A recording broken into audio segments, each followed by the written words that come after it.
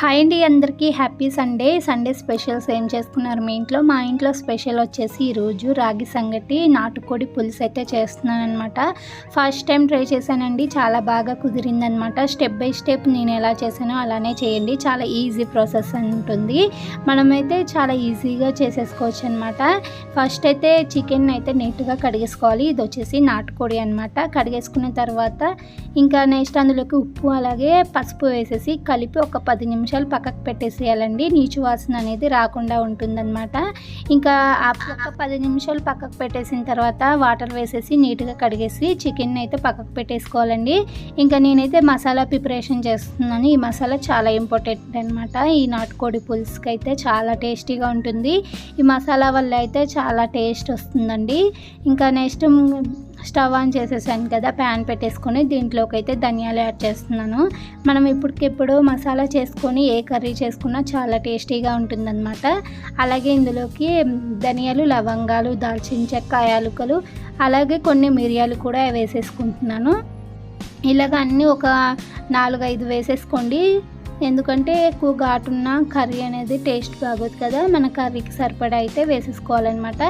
ఇంక ఇవన్నీ కొంచెం కలర్ చేంజ్ అయ్యేంత వరకు ఫ్రై చేసేసుకోవాలి. ఇలాగ ఫ్రెష్గా మసాలా చేసుకుంటాం వల్ల చాలా టేస్టీగా ఉంటుందండి కర్రీ అయితే. అల్లం వెల్లుల్లిపాయ పేస్ట్ కూడా అప్పటికప్పుడు చేసుకుంటే చాలా టేస్టీగా ఉంటాయి. ఒకసారి ట్రై చేసేయండి. అలాగా ఎప్పుడైనా ఫ్రెష్గా వేసుకున్న వాటికి 1 వీక్ అలాగా స్టోర్ చేసుకొని వేసుకునే వాటికి చాలా తేడా ఉంటుందన్నమాట. ఇంకా ఇవన్నీ చల్లగా అయిపోయిన తర్వాత మనం మిక్సీకి వేసేసుకొని మంచిగా గ్రైండ్ చేసేసుకోవాలి. నేనైతే ముందుగానే కొబ్బరిని ఫ్రై చేసేసుకొని పొడి కొట్టేసుకొని ఇంట్లో ఉంచుతానండి. మీరైతే ఈ మధ్యలో అయితే ఈ కొబ్బరిని ఫ్రై చేసేసుకోండి. అలాగే అవి సన్నగా ముక్కలు కట్ చేసేసుకొని కొబ్బరిని కూడా యాడ్ చేసేసుకోండి. మా ఇంట్లో కొబ్బరి పొడి ఉంది కాబట్టి నేను కొబ్బరి పొడిని యాడ్ చేశాను అనమాట. ఇలాగ మెత్తగా అయితే పొడి కొట్టేసుకొని పక్కకు పెట్టేసుకోవాలి. ఇప్పుడైతే కర్రీ అయితే స్టార్ట్ చేసేద్దాము. ఇంకా స్టవ్ వెలిగించేసి నేనైతే కుక్కర్ పెట్టేస్తున్నాను అనమాట. ఎందుకంటే నాటుకోడి ఉడకడానికి కొంచెం టైం పడుతుంది కదా, అందుకనేసి ఇంకా ఇందులోనే సరిపడినంత ఆయిల్ వేసేసుకోవాలి. నెక్స్ట్ 2 బిర్యానీ ఆకులు కూడా వేసేసుకుందాము. ఇంకా నెక్స్ట్ ఉల్లిపాయలు కూడా వేసేసుకుంటున్నానండి. ఉల్లిపాయలు కొంచెం సన్నగా కట్ చేసేసుకోండి. ఒక పెద్ద ఉల్లిపాయ అయితే 1 వేసేసుకోండి, చిన్న ఉల్లిపాయలు అయితే 2 వేసేసుకొని ఇంకా ఇవి మగ్గడానికి కొంచెం సాల్ట్ కూడా యాడ్ చేసేసుకుందాము. సాల్ట్ యాడ్ చేసేసుకొని ఒక 2 నిమిషాలు మగ్గ పెట్టేసేయాలండి. మూత పెట్టేసి నార్మల్ మూత పెట్టేసి మగ్గిచ్చేసుకోవాలి. ఇలాగ మగ్గిపోయిన తర్వాత ఇందులోకి కట్ చేసుకున్న పచ్చిమిర్చి ఒక 5 వేసేసుకుంటున్నాను. ఇలాగ పచ్చిమిర్చి కూడా మగ్గిపోయిన తర్వాత ఇందులోకి ఫ్రెష్గా గ్రైండ్ చేసుకున్న అల్లం వెల్లుల్లిపాయ పేస్ట్ వేసేసుకోవాలి. 1 టేబుల్ స్పూన్ వేసేసేయండి. వేసుకొని ఇది కూడా పచ్చివాసన పోయేంత వరకు మంచి కలర్ వచ్చేంత వరకు వేయించేసుకోవాలి. ఇంకా ఇది కూడా వేగిపోయిన తర్వాత ఇందులోనే కొంచెం పసుపు కూడా యాడ్ చేసేసుకోవాలి. పసుపు కూడా పచ్చివాసన పోయిన తర్వాత ఉల్లిపాయలు అంతా కలర్ చేంజ్ అయిన తర్వాత మనం ఇందులోకి అయితే మంచిగా చూసారు కదా, ఇలాగ కలర్ అంతా చేంజ్ అయిపోవాలి. ఉల్లిపాయలు చక్కగా మగ్గిపోవాలండి. ఇందులోకి అయితే ముందుగానే క్లీన్ చేసేసుకొని ఉంచుకున్న నాటుకోడిని అయితే వేసేసుకుందాము. ఇలాగ అంతా వేసేసుకొని ఒక్కసారి మొత్తం కలిసిపోయేలాగా కలుపుకోవాలన్నమాట.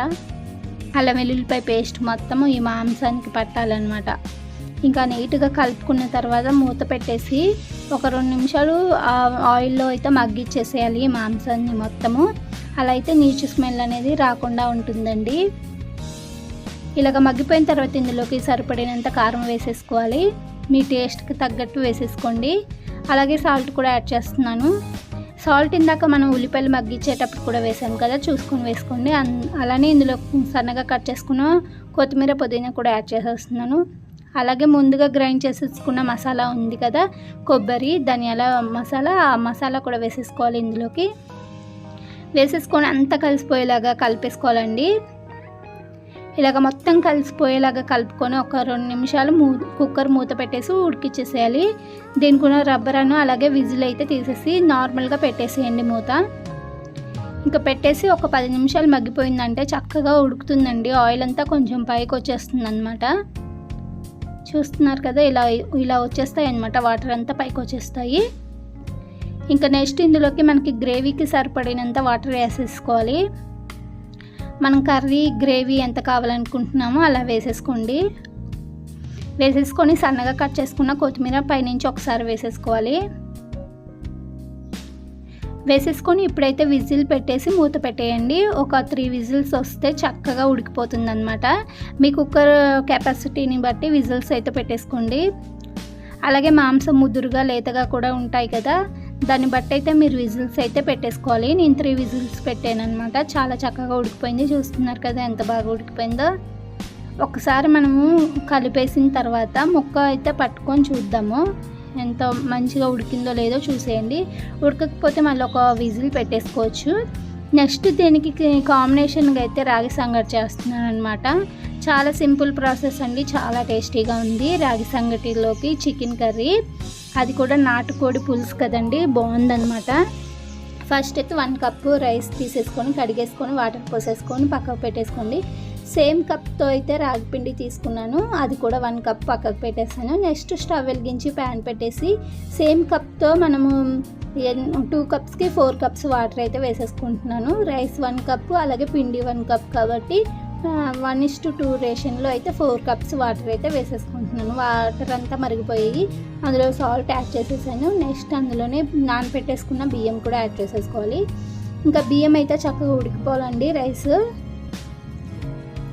మంచిగా ఉడికిపోయింది చూసారు కదా. ఈ స్టేజ్లో ఉన్నప్పుడైతే మనము పిండి అంతా వేసేసుకోవాలన్నమాట. పిండి అయితే కొంచెం స్లోగా వేసేసుకొని అలాగనే మూత పెట్టేసేయండి, కలపకూడదు. ఇక్కడ ఇలాగ మూత పెట్టేసి నెక్స్ట్ కలిపేసేయండి. చక్కగా ఉడికిపోతుంది అనమాట. ఎక్కడ మనకి పిండి స్మెల్ అనేది లేకుండా బాగా ఉడికిపోతుంది. ఇలాగ గట్టిగా ఏదైనా పట్టుకొని మంచిగా కలిపేసేయండి. ఇలాగ మొత్తం కలిసిపోయేలాగా కలపాలన్నమాట. కలిపిన తర్వాత నెక్స్ట్ చూసారు కదా ఎంత చక్కగా ఉడికిపోయిందో. ఇప్పుడు ఈ స్టేజ్లో మీరు కావాలంటే నెయ్యి వేసేసుకోవచ్చు. ఇంకా మొత్తం ఉడికిపోయింది. ఒక 10 నిమిషాలు మూత పెట్టేసి అలాగ పెట్టేసాను అనమాట స్లో ఫ్లేమ్లో. నెక్స్ట్ ఇక్కడైతే రాగి ముద్దలు చేస్తున్నాను. ఫస్ట్ టైం కదండి, కొంచెం మామూలుగా వచ్చిందనమాట. కాలిపోతుంది చెయ్యి అయితే, ఫుల్గా చాలా వేడిగా ఉందన్నమాట. ఎలా చేస్తున్నారో ఏమో కానీ చాలా అంటే చాలా వేడిగా ఉంది. ఫస్ట్ అయితే కొంచెమే తీసుకొని చేశాను అనమాట, అంత పర్ఫెక్ట్గా రాదు కదా, అందుకనేసి నాకు వచ్చినట్టయితే చేశానండి. కానీ టేస్ట్ అయితే చాలా బాగుంది. చూడ్డానికి చిన్నగా అలా వచ్చాయి కానీ టేస్ట్ మాత్రం చాలా అంటే చాలా బాగుందన్నమాట. బెస్ట్ కాంబినేషన్ అండి. చాలామంది తింటూ ఉంటారు కదా, అబ్బాయి ఏముందిలే రైసీలే అనుకుంటాం, కానీ ఇలా ఒకసారి ట్రై చేయండి, చాలా టేస్టీగా ఉంది. నేనైతే ఈరోజే ఫస్ట్ టైం తింటున్నానండి. చాలా బాగుంది.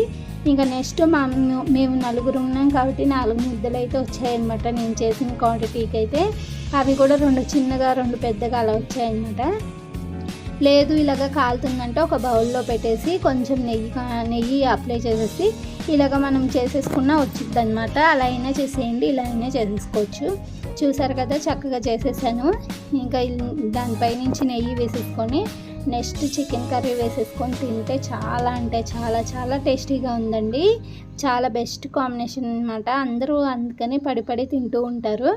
ఈ వీడియో అయితే నచ్చినట్టయితే ఖచ్చితంగా లైక్ చేయండి, ఛానల్ని అయితే సపోర్ట్ చేయండి. మీ సపోర్ట్ ఎప్పుడూ ఉండాలి.